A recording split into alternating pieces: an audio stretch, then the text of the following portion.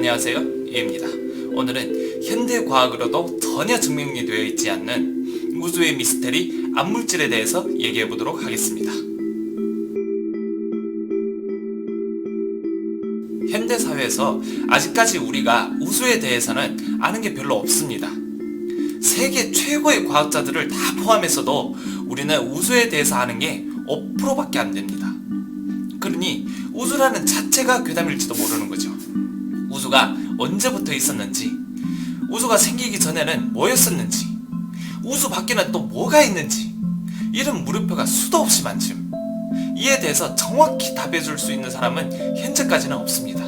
오늘은 이 아무도 모르는 우주에 대해서 그냥 아는 만큼 좀 얘기해보고, 그 중에서 제일 미스터리한 부분 암물질에 대해서 얘기해보도록 하겠습니다. 이 암물질은 사실 단어 자체가 미스터리입니다. 우리가 지금 보고 있는 세계는 물질로 구성되어 있고, 사실 우주도 물질로 구성되어 있습니다. 그런데 우주의 5%는 우리가 보이는 물질로 구성되어 있고, 나머지 95%는 사실 뭔지 모릅니다. 이 95% 중에는 일부는 암물질인데, 우리가 지금 보이는 물질보다 약 6배가 많다고 합니다. 그러니 우리가 보는 세상보다 훨씬 많은 거죠. 그리고 이 물질은 우주 전체 곳곳에 없는 곳이 없는데, 사실 지금 제 주변에도 있는 거죠. 이 물질은 한 가지 특징이 있는데, 보이지도 않고 만져지지도 않습니다. 그렇죠. 우리가 지금 공기도 보이지도 않고 만지지도 않죠. 그런데 공기는 우리가 허공에 이렇게 손을 흔들면 약간 바람 같은 게 느껴지잖아요. 예를 들면 풍선에 바람을 넣고 꾹 눌렀을 때 안에가 기체가 있다는 것을 느껴지잖아요. 그런데 이 암물질은 심지어 그 느껴지지도 않습니다.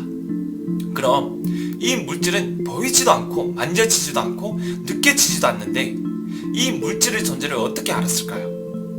우리는 지금 태양계에 살고 있고, 태양계는 은하계에 속하잖아요. 사실 우주에는 이런 은하계가 엄청 많습니다. 과학자들이 우주의 먼 은하를 관측할 때 한 가지 의문점을 가집니다. 은하는 어떻게 생기는지 알죠? 큰 원처럼 생기는데 계속 이렇게 돌고 있잖아요. 이해하기 쉽게 하기 위해서 우리 태양계를 예로 들어 얘기하도록 하겠습니다. 우리 지금 지구가 태양을 중심으로 이렇게 돌잖아요. 그런데 여기서 한 가지 우리 기본적인 과학 지식으로 볼 때, 한 물체가 다른 물체를 중심으로 이렇게 돌 때는 속도와 질량에 따라 이렇게 밖으로 튕겨나가는 원심력이 생기게 되잖아요. 물리 특성대로라면 지구가 원심력 때문에 멀리 날아가야 되는데, 멀리 날아가지 않는 이유가 태양이나 이런 천체들이 인력을 가지고 있기 때문이라고 알고 있죠. 인력과 원심력이 평등해서 원래 그 자리에 계속 남아서 도는 거죠. 그런데 과학자들이 많은 연구를 통해서 알아낸 거는 이게 아닙니다. 은하는 돌면서 그 회전 속도가 이 은하 중심에 있는 그 인력보다 훨씬 초월했다는 겁니다. 그러면은 인력과 원심력이 평등하지 않게 되면은 은하의 외곽 쪽에 있는 천체들은 원심력에 의해 멀리 날아가야 하는데, 실제 관측에는 그렇지 않잖아요. 그래서 과학자들은 은하계의 이 모양을 유지하기 위해서는 인력 외에 모든 천체를 그 자리에 머물게 하는 다른 힘이 있어야 한다고 추측합니다. 즉, 천체들을 이렇게 끌어당기는 다른 힘이 있다는 거죠. 그래서 일부 과학자들은 한 가지 가상을 내놓습니다. 이 은하 외부에는 대량의 암물질이 있다는 겁니다. 이 암물질들이 천체가 그 자리에 있게 눌러놓는다는 거죠. 잘 이해가 안 가나요? 간단하게 말하면, 지금 현재 우주의 구조를 보면 은하의 회전 속도가 너무 빠르기 때문에 예상대로라면은 인력만으로 그 별들을 끌어당길 수 없기 때문에 막 밖으로 튕겨나가야 한다는 거죠. 그런데 은하에는 우리가 보이지 않는 많은 암물질이 있는데, 이 암물질은 살짝 뭐라고 할까, 약간 죽처럼 약간 걸쭉하게 이렇게 전체적으로 되어 있으니까 그 안에 있는 별들이 좀 빨리 돌기는 해도 그 밖으로 튕겨나지 않고 그 자리에 계속 머물고 있다는 거죠. 다시 생각하면은, 우리가 큰 그릇에 물과 콩을 넣고 이렇게 휘저으면은 빠른 속도로 돌기는 하지만 콩이 막 그릇의 벽을 막 치지는 않잖아요. 이 콩이 별이라고 생각하고 물이 암물질이라고 생각하면은 쉽게 이해가 될 겁니다. 그렇다고 막 연락 없이 휘저는 거 말고요. 과학자들은 여러 가지 과학의 방법으로 검증을 해봤는데, 이 암물질이 확실히 존재하기는 하는데 암물질은 무엇으로 구성됐느냐 하는 것은 아직까지 모르고 있습니다. 이걸 검증하기 위해서 전 세계 과학자들은 여러가지 실험을 하고 있죠. 일본에 한 실험실이 있는데 그 실험실에는 큰 물탱크가 있고 그 안에 병 하나를 넣어놨습니다. 그 병 안에는 액상의 크세논이라는 물질을 넣어놨어요. 과학자들의 추측으로는 암물질이 이 크세논과 접촉하면은 크세논이 발광한다고 합니다. 아마 그런 발광 말고요, 그냥 빛이 난다는 겁니다. 그러니 만약에 이 크세논이 발광하면 암물질이 존재한다는 거죠. 그런데 이 실험실은 5년 전에 지었거든요. 아직까지 크세논이 발광하지 않았다고 합니다. 그래서 사실 과학자들은 살짝 흔들리고 있다고 합니다. 왜냐하면 원래 추측대로라면은 암물질이 우리가 보이는 물질보다 훨씬 많은데, 그리고 우주 곳곳에 존재하는데 실제로 암물질이 존재한다면 실험실을 만들지 않아도 크세논이 발광해야 되지 않나, 이런 거죠. 저 개인적인 생각으로는 현재까지 아직 이 암물질을 측정할 수 없는 설비가 개발되지 않았거나 아니면 과학자들이 이 암물질에 대한 성분에 대해서 예측이 좀 빗나가지 않았을까 하는 생각이 듭니다. 예를 들어 우리가 비전도체로 전기의 존재를 검증할 수는 없잖아요. 사실 이 암물질 실험실은 중국 사천성에도 있다고 알고 있습니다. 그런데 그에 대한 공개된 자료가 너무 없어서 그냥 여기서는 있다고만 알고 있고 그냥 건너뛰기도 하겠습니다. 거기도 아직까지는 특별한 성과가 없나봐요. 그러니까 공개된 자료도 없고 발표된 자료도 없는 것 같습니다. 공룡이 멸망했다는 설 중에서 제일 유리한 썰이 소행성이 지구와 충돌해서 기후변화로 인해 공룡이 멸종됐다는 걸로 알고 있죠. 그런데 우주의 그 모든 천체들이 그 수없는 세월에 자기 자신을 지키면서 돌고 있다가 왜 갑자기 그중 하나가 자기 자리를 이탈해서 지구를 향했을까요? 인력이라고 해도 왜 갑자기 지구 인력에 끌려 지구를 향했을까요? 그래서 일부 사람들은 암물질이 끌어왔지 않았을까 하는 겁니다. 암물질의 질량이 어마어마하게 크니까요.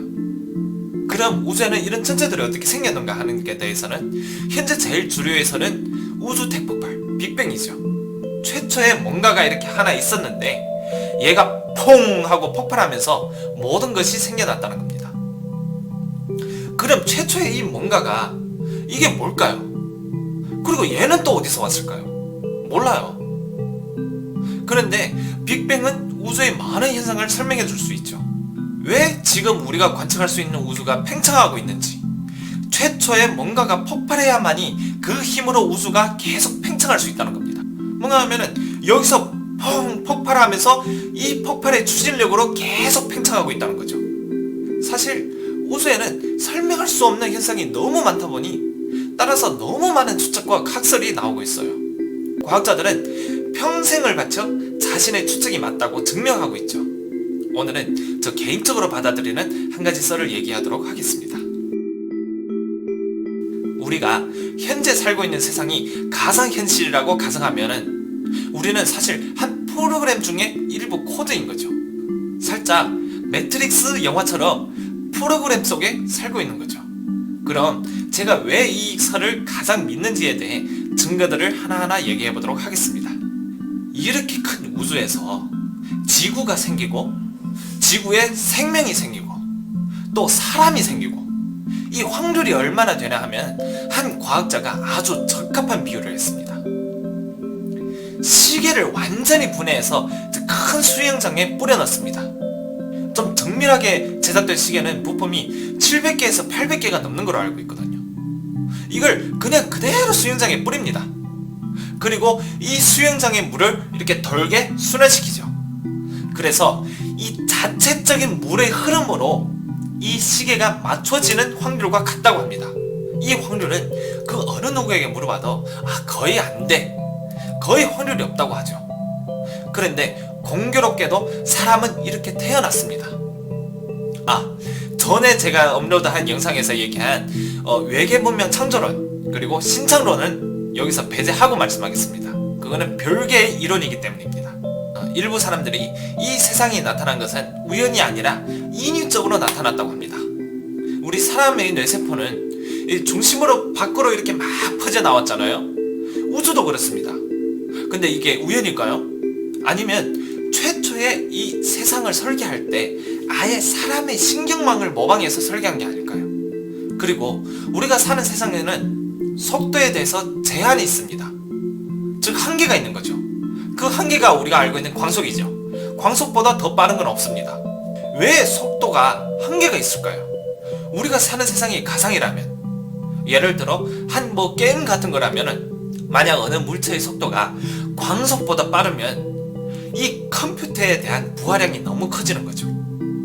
그래서 이 프로그램을 설계한 사람이 빛의 속도의 제한을 둔 겁니다. 어떤 물질도 그 속도를 초과할 수 없게 말이죠.